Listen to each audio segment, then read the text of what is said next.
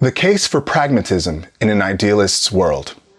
I'll admit that title is a little misleading because it implies that one is greater than the other, but I want to talk about pragmatism and idealism as strategies within the framework of progressive movements.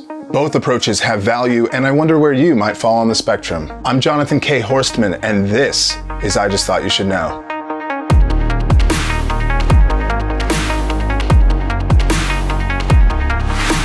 We're going to drastically oversimplify here, and for argument's sake, we're going to say that everyone involved in a movement falls into one of two categories: pragmatists and idealists.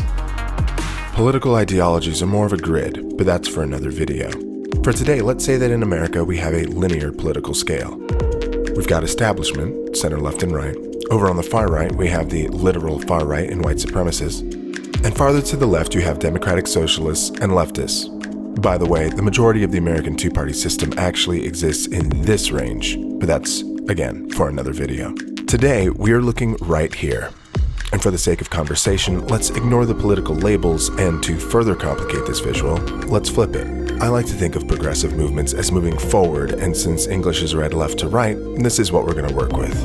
Let's start with our pragmatists.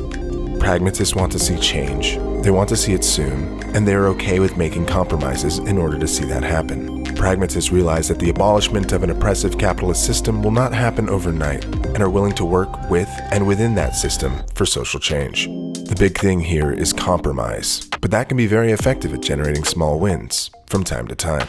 Now for the idealists, the bastions of social change. They are dedicated to the belief that social change must come by any means necessary, and they are uncompromising in this belief. The idealist believes that pragmatists will achieve their goals too little, too late, and understand that working to change a fundamentally corrupt system from within will only end up with you being fundamentally corrupted.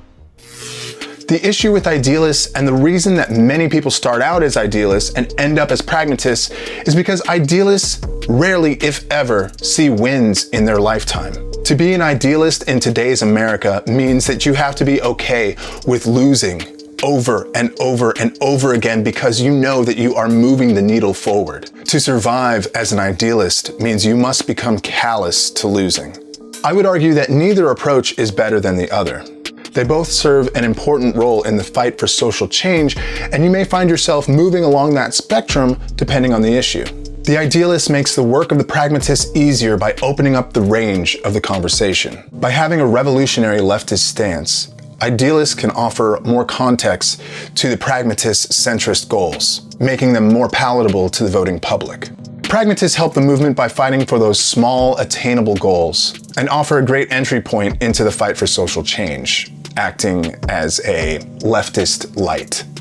The key strategy of the opposition is to conflate the goals of both groups and portray anyone who opposes their views as anti-capitalist, Marxists, anti-Americans. To them, the pragmatic defund the police becomes the idealistic abolish the police. Pragmatic gun control legislation becomes they want to take our guns. Immigration reform becomes open borders. And we could go on and on.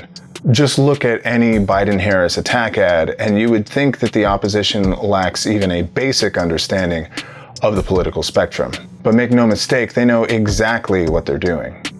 They are counting on the American people having a lack of an understanding of political ideologies, which they definitely do. Which brings me to why I'm doing this video now.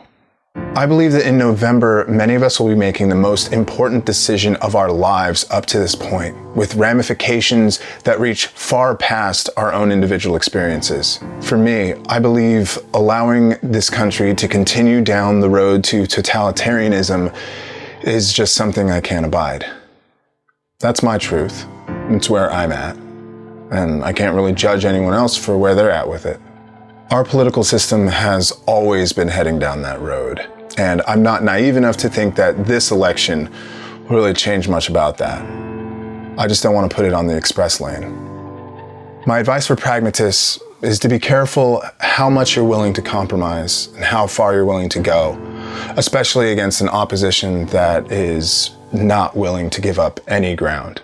And recognize and appreciate the role of idealism Because if it wasn't for each of us being an idealist at one point or another, then none of us would be here. Don't see the idealist as an obstacle to social change. That's the opposition. That's the status quo. To the idealists, I appreciate you for fighting the good fight when the chips are stacked against you, for linking arms and facing emotional and physical trauma for the sake of a greater cause. Here's the thing. I know that compromise can feel like a loss, especially when you've had to teach yourself to become callous to losing. But I want you to ask yourself, if this particular battle, in this particular moment, with all of its ramifications, is one that you're okay with losing. Honestly, it might not matter anyway. Maybe the idea of a fair and just election is a ship that sailed a long time ago. But I have to believe that maybe somehow my voice, my vote matters. I don't know, maybe that's just the idealist in me. Just thought you should know.